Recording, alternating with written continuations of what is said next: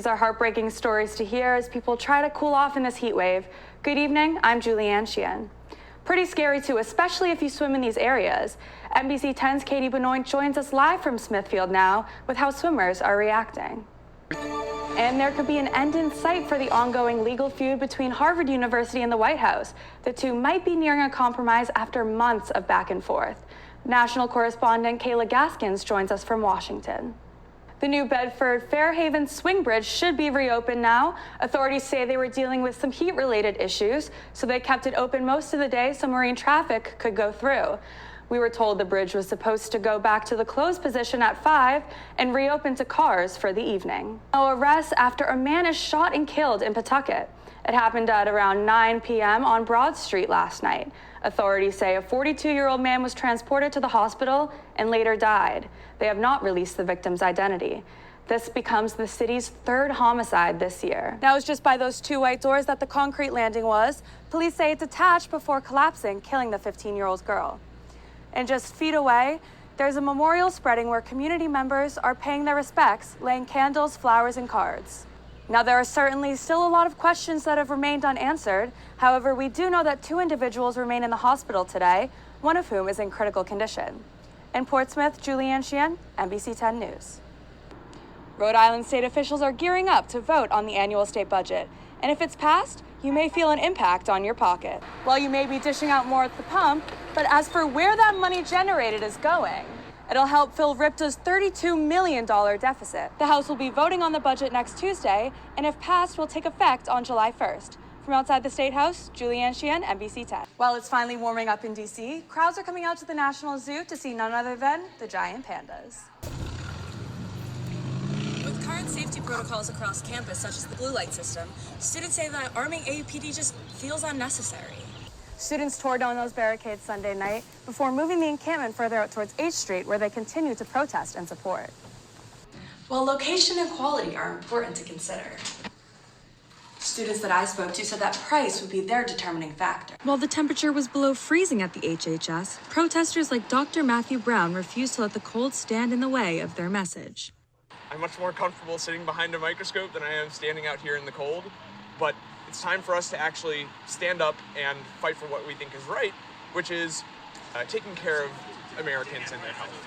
Among the thousands of federal employees fired from their posts are hundreds of medical and scientific researchers. Protesters came together to rally for their colleagues and demand an end to layoffs and cuts to vital services. Don't freeze! Don't freeze! GW graduate researcher Kaylin Price says she is tired of begging for a livable wage from the government. What they are doing is theft. They are stealing from you, from me. Researchers were not alone in their fight today. U.S. representatives such as Senator Chris Van Hollen spoke to crowds in support of their demand. Van Hollen says he's looking to reach across the aisle and wishes Republicans would refocus their attention on standing up to the administration. Defend the Constitution and stand up to this illegal takeover by Elon Musk at the direction of Donald Trump. The D.C. protesters were only one group of a national day of action for academics today. For District Wire News, I'm Julianne Sheehan.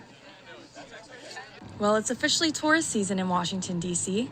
Residents and visitors alike swarm the tidal basin for the annual Cherry Blossom Festival. While peak bloom was last week, the century-old festival is still drawing in crowds daily.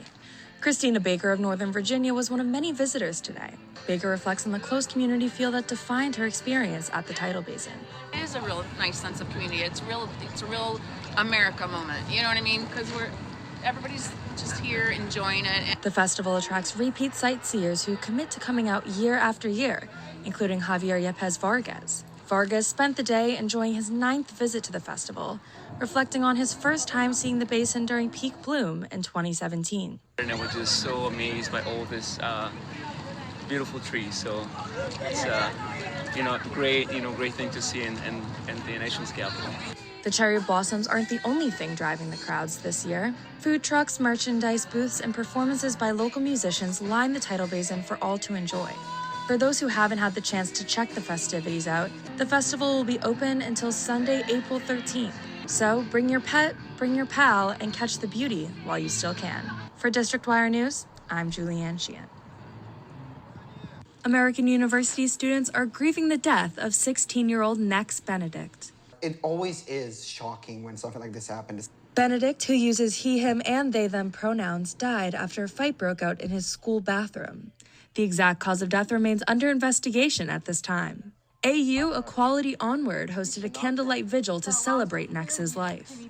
Because we do have trans, non-binary students at AU who deserve to have that space to grieve and to celebrate the life of Nex. The vigil included several student speakers who shared their experiences with being trans. Members of the AU community then stood together in a moment of silence. Like it felt like we're all just like putting everything aside, putting like the world on mute, and just like coming together, not as just a call to action, but also just like to recognize the moment. The teen's death sparked outrage, especially among members of the LGBTQ+ community. This is not just like the first time this has happened.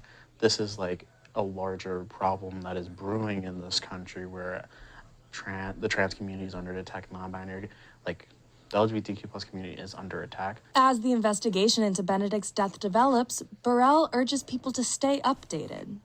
Keep talking about what happened to Nex, keep looking into it, stay updated on what happened, on like what's happening, what's going on with the investigation. For COM 432, Julianne Sheehan.